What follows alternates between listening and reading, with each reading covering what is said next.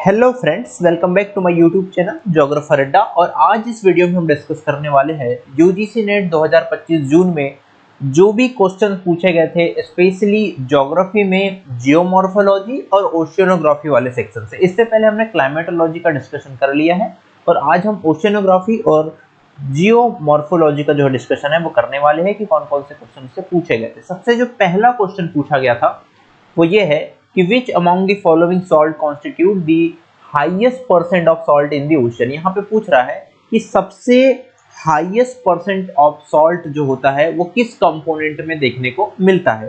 देखिए, अगर मैं बात करूं तो सबसे ज्यादा जो सॉल्ट परसेंटेज होता है वो सोडियम क्लोराइड में देखने को मिलता है। सोडियम क्लोराइड में अगर मैं बात करूं तो लगभग 77.8% जो है वो आपको सॉल्ट कंटेंट देखने को मिलता है। उसके बाद मैग्नीशियम क्लोराइड में आपको लगभग 10% का सॉल्ट कंटेंट दिखाई देता है। वहीं मैग्नीशियम सल्फेट की बात करूं तो लगभग इसमें 4% का दिखाई देता है। वहीं अगर मैं कैल्शियम सल्फेट की बात करूं तो इसमें लगभग 3.5% या 3% का जो सॉल्ट कंटेंट है वो दिखाई देता है।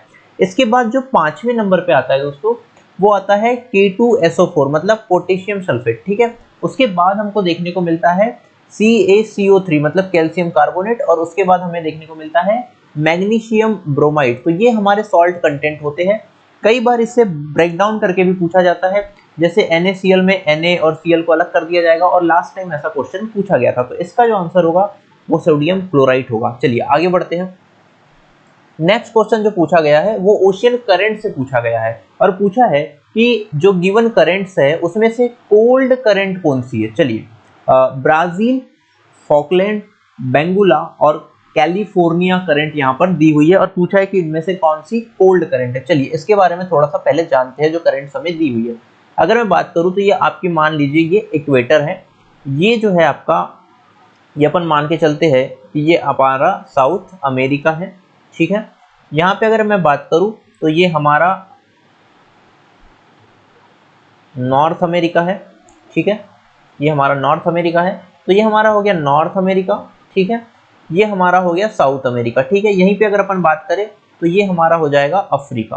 ठीक है, अब यहाँ पे हम लोग वो करंट की बात करते हैं जो यहाँ पर दी हुई है। यहाँ पर आपको देखने को मिलेगी ट्रेड विंड, और ट्रेड विंड जब चलती है तो यहाँ पे जो वाटर होता है इस कोस्ट के किनारे उसको इधर की ओर ढकेल देती है, इधर की ओर पुश करती है, जहाँ पे यहाँ पे वाटर जो है इधर की ओर चला जाता है। और ये जो डायरेक्शन आपको यहाँ पे जो दिखाई दे रहा है, यहाँ पे जो वाटर है वहां का वाटर इधर की ओर चला जाता है इस ट्रेड विंड के साथ। ठीक है, और यहाँ पे नीचे से जो जल है वो ऊपर आता है। क्योंकि नीचे का जल ठंडा होता है इसलिए यहाँ पर नीचे का जल ऊपर आने के कारण, कोल्ड अपवेलिंग के कारण यहाँ पर जो धारा बनती है जिसे बेंगुला की धारा कहते हैं, ये जनरली हमें कोल्ड करंट देखने को मिलती है, जिसका रीजन मैंने आपको बताया कोल्ड अपवेलिंग है। ठीक है, उसके बाद ये जो करंट है इस तरीके से चलती है और यहाँ पे आपको जाते हुए दिखेगी इस ब्राजील के तट के पास। इसे ब्राजीलियन करंट के नाम से जाना जाता है, जो कि एक वार्म करंट के रूप में आपको दिखाई देती है। तो ब्राजीलियन करंट जो है वो वार्म करंट है। ठीक है, उसके बाद मैं बात करूं तो यहाँ पे वेस्ट विंड ड्रिफ्ट चलता है जो कि कोल्ड करंट है, और यहाँ पे आपको फॉकलैंड दिखाई देगा, और इसी फॉकलैंड के पास से एक वेस्ट विंड ड्रिफ्ट की एक शाखा यहाँ पे जाती हुई दिखाई देती है जिसे फॉकलैंड करंट के नाम से जाना जाता है। चूंकि वेस्ट विंड ड्रिफ्ट भी याद रखिएगा कि कोल्ड है, इसीलिए फॉकलैंड करंट भी आपको कोल्ड देखने को मिलेगी। वहीं अगर मैं बात करूं तो बेंगुला भी आपको कोल्ड देखने को मिलेगी, बट ब्राजील आपको वार्म देखने को मिलेगी। और यहाँ पे कैलिफोर्निया करंट पाई जाती है, वो कैलिफोर्निया करंट भी याद रखिएगा कि एक वार्म करंट ना होते हुए कोल्ड करंट है, क्योंकि यहाँ पर भी कोल्ड अपवेलिंग हमें देखने को मिलती है इसी व्यापारिक कोणों के कारण। तो आई होप यहाँ पे इतनी बातें आपको समझ में आई होगी कि कौन सी करंट कोल्ड है और कौन सी करंट वार्म है। ठीक है, चलिए अब अपन ऑप्शंस पे आ जाते हैं और देखते हैं कि कौन सी करंट कोल्ड है, कौन सी करंट वार्म है। देखिए, यहाँ पे मैंने आपको बताया कि जो ब्राजील करंट है ये बस आपको वार्म देखने को मिलेगी, बाकी BCD आपको क्या देखने को मिलेगी, कोल्ड करंट देखने को मिलेगी। चलिए नेक्स्ट क्वेश्चन पे चलते हैं। ठीक है, अल्बाट्रोस का प्लेटू जो है वो पैसिफिक ओशन में, ये मैं आपको करा चुका हूँ इसलिए हम यहाँ पे डिटेल में नहीं जाएंगे। मेरी प्लेलिस्ट में जाके आप देख सकते हैं कि पूरी हमने ओशन रिलीफ करा रखी है। यहाँ पे थ्योरीज दी हुई है और दूसरी साइड किसने उसे प्रोपाउंड किया उसका नाम दिया हुआ है। सबसे पहले प्रोग्रेसिव वेव थ्योरी जो कि टाइड से रिलेटेड है, और ये दी गई थी आपकी विलियम वेवेल के द्वारा, और ये 1833 में दी गई थी प्रोग्रेसिव वेव थ्योरी। ठीक है, उसके बाद स्टेशनरी वेव थ्योरी जो है वो हैरिस के द्वारा दी गई थी, सबसे लास्ट में, मतलब ये 1904 में दी गई थी, ठीक है। उसके बाद अगर मैं बात करूं तो सबमरीन डेंसिटी करंट थ्योरी जो है ये आपकी दी गई थी होलीहोम के द्वारा, और टर्बिडिटी करंट थ्योरी डेविस के द्वारा दी गई थी। और याद रखिएगा ये कनाल से रिलेटेड थ्योरीज है, ठीक है। जो कनाल पाई जाती है आपकी कॉन्टिनेंटल स्लोप या फिर कॉन्टिनेंटल शेल्फ में, तो उससे रिलेटेड ये थ्योरी है, ये सी और डी, और वो दोनों थ्योरी जो है वो ट्राइड से रिलेटेड है। इसका मतलब इसका आंसर जो हो जाएगा डी का थर्ड मतलब आंसर आपको सेकंड देखने को मिलेगा। चलिए नेक्स्ट क्वेश्चन पे चलते हैं। देखिए नेक्स्ट क्वेश्चन दिया हुआ है पैसिफिक ओशियनिक बेल्ट से, मतलब हमारा जो सरकम पैसिफिक बेल्ट है उससे ये क्वेश्चन है। चलिए पढ़ते हैं। Circum pacific belt accounts about 80% of active volcano of the world. ये बिल्कुल बात सही है कि पैसिफिक ओशन में जो सरकम पैसिफिक बेल्ट पाया जाता है उसमें लगभग 80% आपको वोल्केनो दिखाई देंगे, और इसी कारण से इसे फायर गर्डल भी बोला जाता है। और यहाँ पे चूंकि कन्वर्जेंट प्लेट बाउंड्री है, इसीलिए आपको यहाँ पर ज्यादातर क्या देखने को मिलेंगी, वोल्केनो आपको दिखाई देंगे। और नेक्स्ट दिया हुआ है this zone is known for the divergent plate margin. नहीं, ये कन्वर्जेंट प्लेट मार्जिन यहाँ पे दिखाई देता है, ना कि डाइवर्जेंट। मतलब डी आपका गलत हो जाएगा, तो आंसर हो जाएगा पहला 1 2 3। इसको भी थोड़ा समझते हैं कि ये क्या है। देखिए अगर मैं पैसिफिक ओशन की बात करता हूं ना, तो ये हो गया आपका नॉर्थ अमेरिका, ठीक है, और ये हो गया आपका एशिया वाला एरिया, ठीक है। ये जो पूरा का पूरा पैसिफिक बेल्ट है, तो अगर मैं यहाँ पे कुछ प्लेटें पाई जाती है आपकी नजका, ज्वांडीफुका, ठीक है, जो कि किधर की ओर फ्लो करती है, जो कि आपकी फ्लो करती है नॉर्थ अमेरिका एवं साउथ अमेरिका की ओर, ठीक है। ये नॉर्थ अमेरिका है और ये साउथ अमेरिका। तो यहाँ पर भी चूंकि कन्वर्जेंट हो रहा है, इसलिए यहाँ पे भी आपको वोल्केनो देखने को मिलेंगे। वहीं अगर मैं बात करूं तो इधर से यूरेशियन प्लेट आती है और इधर से पैसिफिक प्लेट जाती है, इसलिए ये एरिया भी पूरा कन्वर्जेंट प्लेट बाउंड्री के कारण यहाँ पे भी हमें क्या देखने को मिलते हैं, वोल्केनो देखने को मिलते हैं। और मेजरली एक्टिव वोल्केनो हमें यहाँ पर दिखाई देते हैं, क्योंकि दोनों प्लेटों का क्या हो रहा है, कन्वर्जेंट हो रहा है, वहां पर भी कन्वर्जेंट हो रहा है, इसीलिए ये पूरा का पूरा एरिया जो है ये कन्वर्जेंट प्लेट बाउंड्री के कारण जहां हमें क्या देखने को मिलता है, यहाँ पे हमें बहुत ज्यादा एक्टिव वोल्केनो दिखाई देते हैं।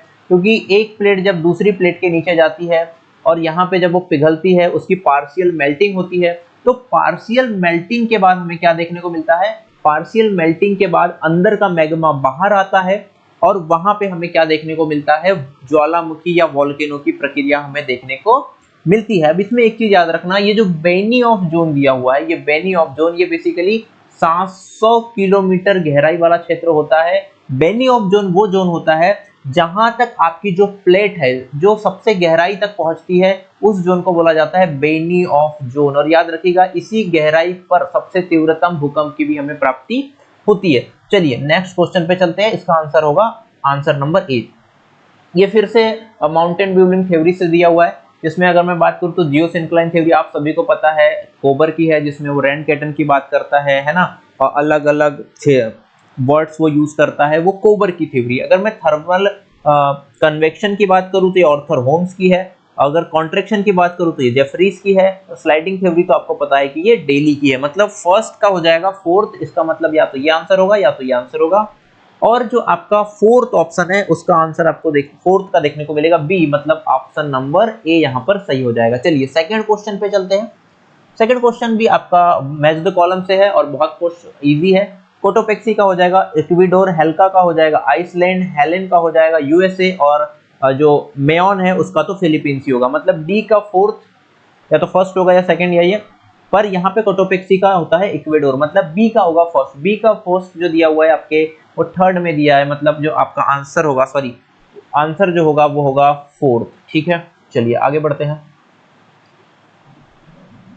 यहाँ पे पूछा है कि सी फ्लोर स्प्रेडिंग जो है वो सबसे पहले किसने परफॉर्म किया था, तो ये हैरी हेस के द्वारा परफॉर्म की गई थी, और ये 1960 में परफॉर्म की गई थी। किसके द्वारा, हैरी हेस के द्वारा। हैरी हेस में सी फ्लोर स्प्रेडिंग में क्या बताते हैं, ये बताते हैं कि जैसे मान लीजिए कि ये कॉन्टिनेंट है, ये भी कॉन्टिनेंट है, और ये पूरा का पूरा ओशियन है मान लीजिए, है ना। तो ये बताते हैं कि ओशियन में हमें क्या देखने को मिलती है, एक रिज देखने को मिलती है, जहां से जो आपकी फ्लूम है वो बाहर आती है, हॉट फ्लूम, और इसी हॉट फ्लूम के द्वारा एक क्रस्ट का निर्माण होता है, और क्रस्ट फिर लेटरल फ्लूम के सहारे इधर फ्लो करती है, और जैसे ही ये कॉन्टिनेंट के पास आती है तो यहाँ पे कोल्ड फ्लूम के सहारे क्या हो जाती है, सबडक्ट हो जाती है, इस प्रकार की थ्योरी देखते हैं। और इसमें बोलते हैं कि इसमें होता यह है कि एक जो रिज है, जो कटक है, उसके पास की जो चट्टानें होती है वो नवीन होती है, और जैसे जैसे हम इस रिज से दूर जाते हैं वैसे हमें जो चट्टानें हैं वो क्या देखने को मिलती है, पुरानी देखने को मिलती है। यही आपकी हैरी हेस की क्या थी, थ्योरी थी, जो कि 1916 में उन्होंने प्रपोज की थी। चलिए नेक्स्ट क्वेश्चन पे चलते हैं।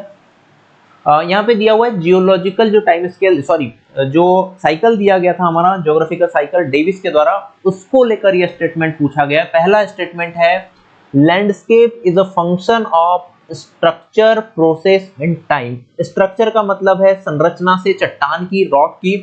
प्रोसेस का मतलब यह है कि वहां पे एंडोजेनिक एक्सोजेनिक कौन सी प्रोसेस हो रही है, और टाइम का मतलब है कि हम किस अवस्था में है, हम फर्स्ट में है, सेकंड में है या थर्ड में है। ठीक है, तो ये पहला सही है, इन्होंने बात की थी। Landform are evolved by interaction of endogenic and exogenic forces. बिल्कुल, इन्होंने बोला था कि एंडोजेनिक और एक्सोजेनिक फोर्सेस जब दोनों काम करेंगे तब आपके लैंडफॉर्म का क्या होगा, इवॉल्व होगे।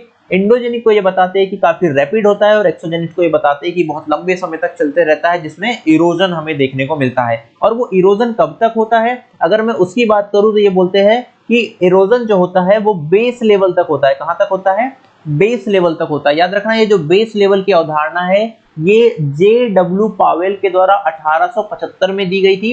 ये बेस लेवल क्या होता है, बेस लेवल के बारे में बताते हैं कि जो हमारी नदियां जो अपर्दन करती है और गहरी गहरी घाटियां बनाती है, तो ये जो घाटियों का कटाव है, जो लेटरल इरोजन है, वो किस लेवल तक करेगी। तो बोलते हैं कि लेटरल इरोजन जो किया जाएगा, मैक्सिमम जो किया जाएगा वो सी लेवल तक किया जाएगा। मतलब जो मैक्सिमम लेवल ऑफ इरोजन है वो हमारा सी लेवल है, और इसी सी लेवल को याद रखना, वो क्या कहते हैं, बेस लेवल कहते हैं। इसको बहुत अच्छे से याद रखिएगा। ठीक है, ये भी सही है। फिर क्या कहा है कि Davis use the term prime rough, नहीं, प्राइम रफ और एंड रफ जो वर्ड यूज किया गया था वो पैंक के द्वारा किया गया था। प्राइम रफ किसको बोलते हैं, वो प्राइम रफ उस अनड्यूलेटिंग सरफेस को बोलते हैं जो कि आपके एंडोजेनिक फोर्सेस पे काम करने के पहले था। और एंड रफ किसको बोलते हैं, जो लास्ट में पेनिप्लेन होता है डेविस के लिए, वही आपके वॉल्टर पैंक के लिए एंड रफ होता है। तो चौथा वाला ऑप्शन गलत है और ए बी सी ऑप्शन सही होगा, तो इसका आंसर हो जाएगा ए बी सी। चलिए नेक्स्ट क्वेश्चन पे चलते हैं।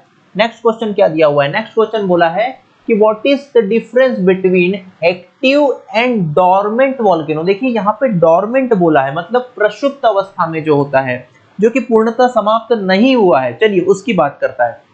पहला ऑप्शन क्या है, an active volcano continuous erupt. Continuous erupt होता है, बिल्कुल सही बात है। वॉइल और dormant once never erupt again, मतलब एक बार तो ये इरप्शन हुआ है बट उसके बाद ये कभी भी इरप्ट नहीं होगा। नहीं, ये तो एक्सटेंट की बात कर रहा है। हमको कौन सा देखना है, हमें डोरमेंट देखना है।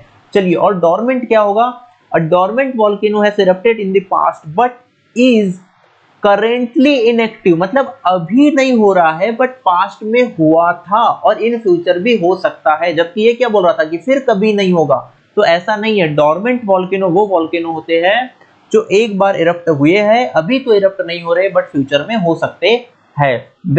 वेयर एक्टिव वोल्केनो इरप्ट पीरियडली या फिर कंटिन्यूसली। तो एक पीरियोडिक टाइम में या फिर कंटिन्यूसली जो एक्टिव होते हैं वो एक्टिव वोल्केनो कहलाते हैं। डोरमेंट तो कभी तो हुए थे और आगे भी हो सकते हैं, और जो एक्सटिंक्ट वोल्केनो होते हैं वो एक बार कभी ना कभी हुआ होगा बट फिर से उसमें कोई भी इरप्शन की कोई अवस्था देखने को नहीं मिलती है। अब उसमें इरप्शन की संभावनाएं नहीं होती है, तो इसका जो आंसर होगा वो बी देखने को मिलेगा। चलिए आगे चलते हैं।